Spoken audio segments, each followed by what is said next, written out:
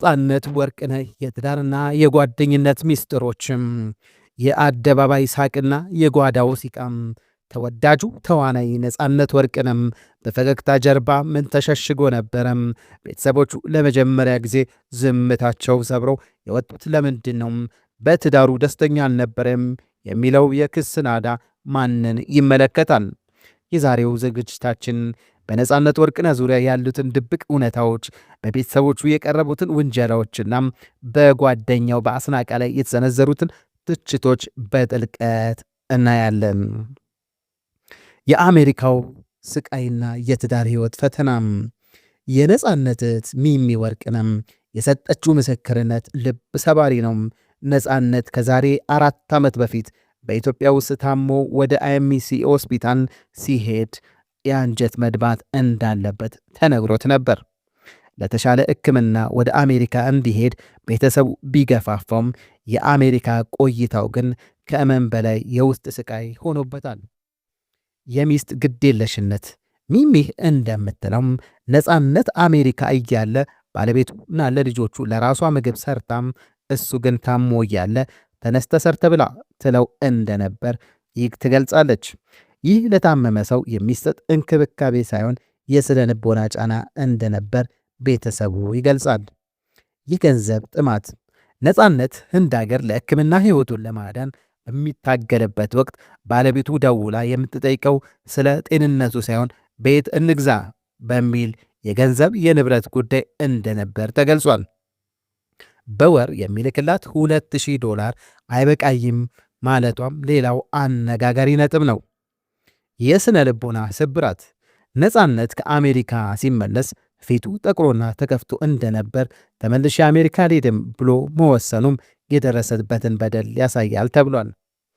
ጓደኛ ወይስ ጠላት? በአስናቀ ላይ የቀረቡ ክሶች።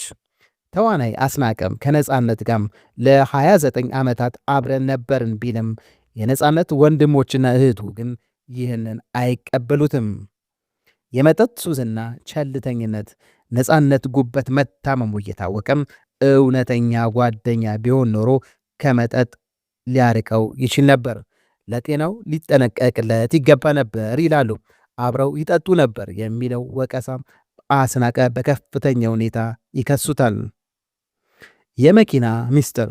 አስናቀም ነፃነት የመኪና የለውም ብሎ የተናገረው በነፃነት ስም የሚሰበሰበውን የገንዘብ ድጋፍ ወይንም ጎፈንድሚ ለማመቻቸት የሰዎችን ስሜት ለመንካት የተደረገ ድራማ ነው ሲሉ ቤተሰቦቹ አጋልጠዋል። ነፃነት ከተገዛ 8 ወር የሞላው መኪና እንዳለው ተረጋግጧል። የቀብር ዕለት ድርጊትም። አስናቀ በቀብር ዕለት ከሁላችሁም በላይ እኔ ተጎድቻለሁ በሚል የፈጠረው ሁኔታም ለቤተሰቡ ምቾት አልሰጠም። እንዲያውም የነፃነት ታናሽ ወንድም ኤርሚያስ እንደሚለው አስናቀ በነፃነት ሰርግ ላይ እንኳን አልነበረም።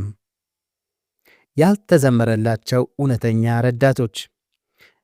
በዘገባው ላይ እንደተጠቀሰው ለነፃነት ሕክምና እንክብካቤ እጃቸውን የዘረጉ ሰዎች ሳይመሰገኑ ቀርተዋል።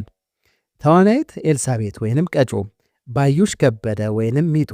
እነዚህ ተዋናዮች ነፃነት በቅርበት ሲረዱ የነበሩ ቢሆንም በወቅቱ በነበረው የገጽታ ግንባታ ስራ ምክንያት ስማቸው ሳይነሳ መቅረቱ ቤተሰቡን አሳዝኗል። ሌላውም 3 ሚሊዮን ብር በመስጠት አንድ ባለሀብት ከጭንቅ ያዳነን ነው ሲል ወንድምየው ገልጿል። ያንን ባለሀብት ቤተሰቡ በጣም አመስግነዋል። አሁን ላይ የነፃነት ቤተሰቦች አንድ ጥብቅ ውሳኔ አስተላልፈዋል።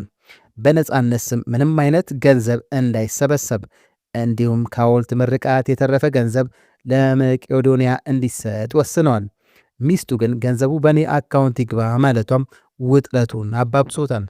ተመልካቾቻችን፣ ይህ በኢትዮጵያ የጥበብ ታሪክ ውስጥ እጅግ አሳዛኝ ክስተት ነው። አንድ ተወዳጅ ሰው ሲሞት የቀረውን ቤተሰቡና ጓደኛው የሚያቀራረብ ሳይሆን የሚያባላ ሁኔታ መፈጠሩ ያሳዝናል። ነፃነት ወርቅነህ በነፍስ ይማርን እያለን እናንተ በዚህ እርስ በእርስ መካሰስ ላይ ያላችሁን አስተያየት ምንድን ነው? እውነተኛ ጓደኛስ ማን ነው? ኮሜንት ላይ ጻፉልን። ለቻናላችን አዲስ የሆናችሁ ቻናላችንን ሰብስክራይብ በማድረግ ቤተሰብ ይሁኑ። ቸር ሰንብቱ።